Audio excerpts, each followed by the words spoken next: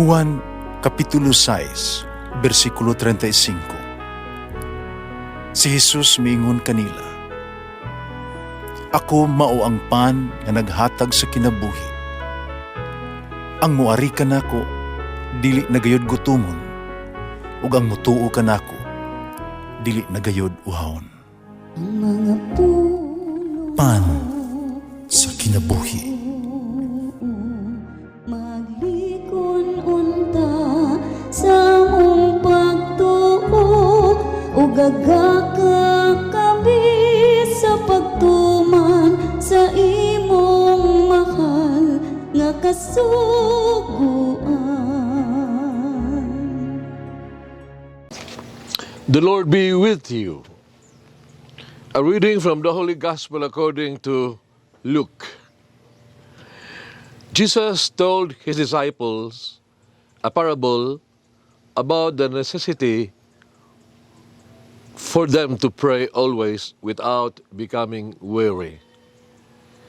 He said, there was a judge in a certain town who neither feared God nor respected any human being. And a widow in that town used to come to him and say, "Render a just decision for me against my adversary." For a long time the judge was unwilling, but eventually he thought, "Well, it is true that I neither fear God nor respect any human beings, because this widow keeps bothering me, I shall deliver a just decision for her, lest she finally come and strike me." The Lord said, pay attention to what the dishonest judge says. Will not God then secure the rights of his chosen ones who call out to him day and night? Will he be slow to anger or to answer them?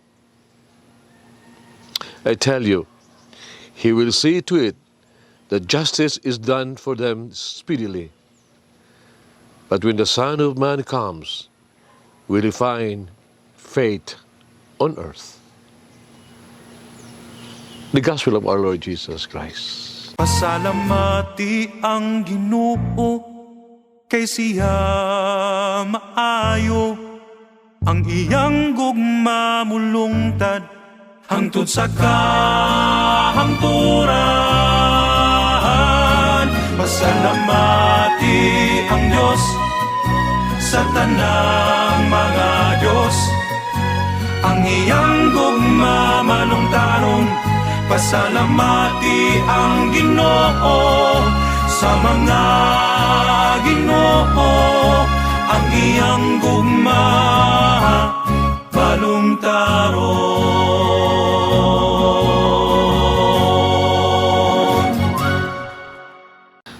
Let us be persistent in prayer. Today's gospel presents to us two different characters, the judge and the widow. What can we say about the judge?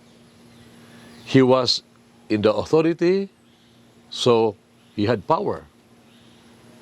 But he was a contradiction of who he should have been. He should have been just and moral. But he was not. He should have been protector of the poor and defender of the widow. The prophet Isaiah admonished the judges to seek justice and keep in line the abusers, give the fatherless their rights, and defend the widows. Psalms 82, the judges must defend the lowly and the fatherless, render justice to the afflicted and the needy, rescue the lowly and the poor, deliver them from the hands of the wicked. But this judge into this gospel neither feared God nor respect any human being. This judge was not in any way stand for God. He was a negative metaphor for God. What can we say about the widow? Oh, she was powerless. Being a widow means that she had no one to support her. She had no one to protect her. The widow had only her persistence. She was persevering. Now, Jesus is telling us that if something good can be achieved from the unjust judge through persistence, how much more from our ever-loving and ever-caring God? So it is unthinkable that the good Lord would not listen to our prayers. God will always listen to our prayers. God will always attend to our needs. God will never ignore the urgent needs of His children. What must we do? Like the widow, we must be persevering and persistent in our prayers. We have to maintain our faith. We must not waver in trusting God. We must not lose hope or heart to call on God. We must not stop. We must not give up. God will always act on our behalf. So pray constantly and consistently. Wait patiently and see how God will work wonders in our life. A story. Thomas Edison was known to be a workaholic. When he reached his 80th birthday, a friend suggested to him to slow down, relax, and enjoy his remaining years. Then his friend suggested, you should have taken a hobby. Why not try golf? And the famous inventor, Thomas Edison, answered, I am not old enough. Now we pray. Almighty God, our Father, merciful Father, you are so good. You are so gracious. You provide what I need, and you give me the best. All around me are your gifts. All I have, especially my family, my friends, are your graces. I praise you. I glorify you, and I am thankful to you.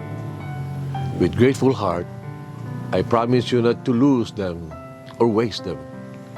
I will be trustworthy and transparent. I'll be like you, good and generous too. Amen. The Almighty God bless us all, the Father, the Son, and the Holy Spirit. Amen. May the Lord of the divine mercy bless us all, heal us from all diseases and suffering.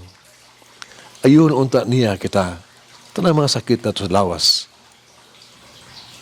o sa kalag, body and soul. In the name of the Father, the Son, and of the Holy Spirit. Jesus, I trust in you. Amen. Whoever eats the bread of life will never hunger, says the Lord. Kay galaan inyong nabati ang pagpaambit ug hamubong pamalandong sa pulong sa Dios pinaagi sa tulumanon pan sa kinabuhi nga gidumala ni Monsignor Daddy Silva. Hangtod na usab sa sunod higayon, daghang salamat.